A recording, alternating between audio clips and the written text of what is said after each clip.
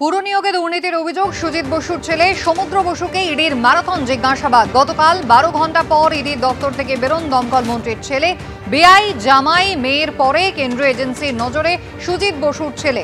10ই October গোলাঘাটায় Sujit বসুর পুত্রের রেস্তোরাঁ লাউঞ্জে ED তল্লাশি চালায়। তল্লাশি অভিযানে পাওয়া 15 লক্ষ টাকা লেনদেনের সূত্রে জিজ্ঞাসাবাদ করা হয়েছে, এমনটাই ইডি সূত্রে খবর। উলুবেড়িয়ায় পুকুরে পড়ে গেল পুলকার, 3 জন পড়ুয়ার মর্মান্তিক মৃত্যুর ঘটনা। কিন্তু কিভাবে এই দুর্ঘটনা ঘটলো?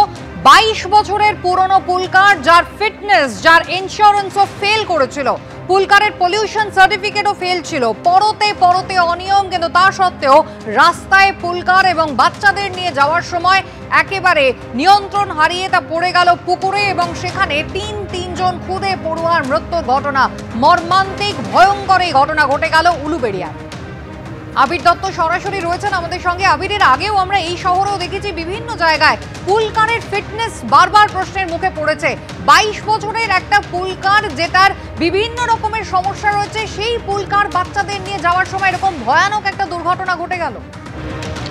দেখো, তোমাকে জানাই যে পুলকারের যিনি চালক, তাকে গতকালই গ্রেপ্তার করা হয়েছে, কিন্তু তিনি তার নিজের যে দোষ সেই বিষয়টা এখনো পর্যন্ত জেরায়, কিন্তু যেটুকু তথ্য জানা যাচ্ছে যে জেরায় তিনি মানতে নারাজ। যদিও তদন্তকারী আধিকারিকরা যেটা জানতে পাচ্ছেন যে 2003-এর এই যে গাড়ি, সেই গাড়ির ইন্স্যুরেন্স ফেল ছিল, সেই গাড়ির পলিউশন ফেল ছিল এবং ফিটনেস পরীক্ষাতেও সেই যদি করা যেত তাহলেও কিন্তু আগে থেকে ধরা যেত।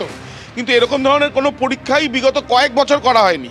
ফিটনেসও কিন্তু ফেল, অর্থাৎ বিভিন্নভাবে এই গাড়ি রাস্তায় চলাচলযোগ্য নয়, অথচ এই গাড়ি চলছে স্কুলের শিশুদের নিয়ে এবং দিনের পর দিন।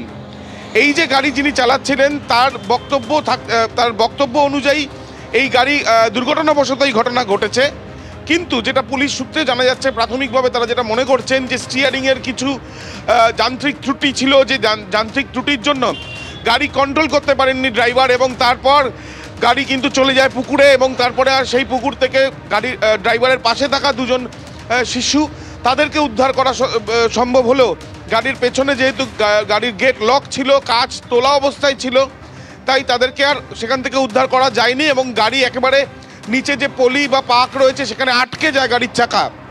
এই ঘটনার পর ইতিমধ্যে তদন্তকারীরা এটাও জানার চেষ্টা চালাচ্ছেন যে এই গাড়িটি সম্ভবত যিনি ড্রাইভার তার নয়, অর্থাৎ যার গাড়ি সে ভাড়ায় এইটা ব্যবহার করছে, অথচ এই গাড়ির একাধিক যেগুলো থাকার কথা, বিশেষ করে পলিউশনটা দেখার বিষয় বা ফিটনেস ঠিক আছে কিনা সেগুলো দেখার বিষয়, সেগুলো দিনের পর দিন দেখা হয়নি, অথচ ব্যবসার স্বার্থে সেই গাড়িগুলো ব্যবহার করতে দেওয়া হচ্ছে। এই বিষয়গুলো তারা খতিয়ে দেখবেন। আজকে ফরেন্সিক পরীক্ষা করা হবে এই গাড়ির, মূলত কি কারণে এই দুর্ঘটনা সেটা জানার জন্য, এমনটাই জেলা পুলিশ সূত্রে জানা যাচ্ছে। আবির, ধন্যবাদ।